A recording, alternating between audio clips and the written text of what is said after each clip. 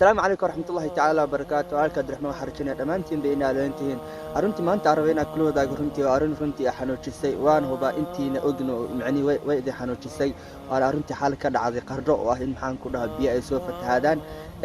مركز نرنتي ضد بانو مسلمين ما أنت قريه هذا إبربرين هنتذا هذا إبربرتي عنتذا عن اللي هاي إبربرتي ما أنت نرنتي محن كلها أيسن هيت نرنتي مال أي سحدان رنتي مركز أرنتي سحالة عركي وأنا أرن فرنتي حنون بدن سادرت والله مركز ما أنت أنا سوق وسعد أيام فرنتي ضد يعني سوى مركز فرنتي محن كلها أي شيء أرنتي إيش أرنتي أنا جو لكن سأتنا قفك سي حاجة وحي لها محن كلها نحدم بانو يعني قفك ولي هاي فرنتي جور ما أنت كم هيستو ميل دربي يعني دربي أو شرتينا فديا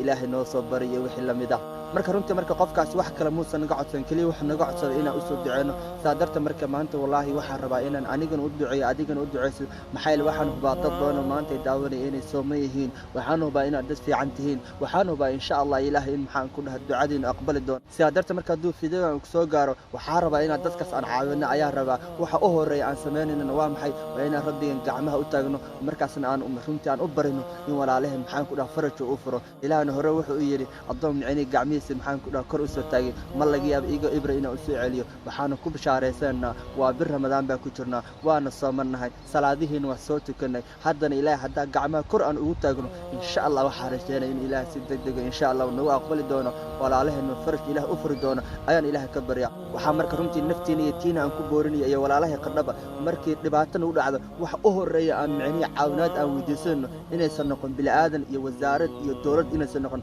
bal ay noqoto inaan rabbigan gacmaha u taagno aan ilaahay u noqon maxaa yeelay haddaan ilaahay mar walba asaga wax walba aan ka marino ilaahna wuxuu sameeyaa waxa macquulka ahayn ayuu wuxuu ka dhigaa wax macquula sida nabiyullaahi ibraahim calayhi salaam markii dabka lagu tuuriyay bilaadan iyo wixii la mid ah uu bari karay laakiin muxuu yiri hatta malakul jibriil wuxuu yiri adiga kuma bariyo waxa uu horeeyay aan bariyo waa ilaah markaasna ilaah muxuu sameeyay dabka ayuu wuxuu ka dhigay wax caadi ah qof aan gubay waxa marka runtii idinku boorinaya nafteena iyo dhamaanba in runtii walaalaha aan si kale laab ugu duceeno maxaa yeelay dad walaalaheena oo sooman oo qaarkoodna laga yaabo inay guryaha banaanka taagayeen bal xataa ay saysan waxay ku afuraan iyo meel saxdaan aniga adigna alxamdulillah marka runtii aan si maxaan ku dhaa aad iyo aad ugu duceeno si ilaahay insha Allah faraj degdeg ah oo ilaahay ugu furo waana maasantiin siina shargara si dhamaan walaalaha kale u gaaro inuu ugu duceeyaan waana maasantiin assalaamu calaykum waraxmatullaahi tacaala wa barakaatuh